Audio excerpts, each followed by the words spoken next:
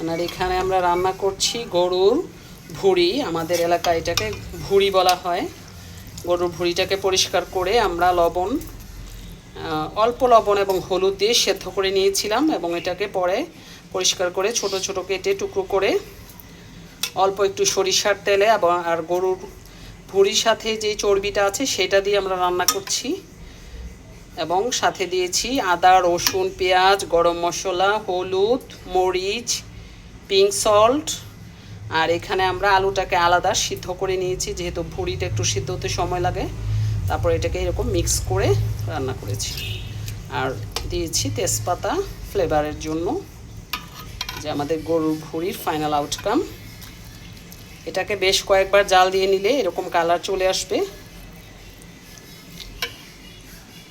এটা খুবই পুষ্টিকর এবং আমাদের যারা লাইফস্টাইল মেনটেন করি, হেলদি লাইফস্টাইল, তাদের জন্য খুবই উপকারী।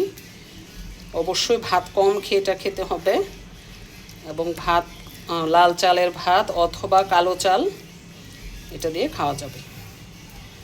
ধন্যবাদ সবাইকে।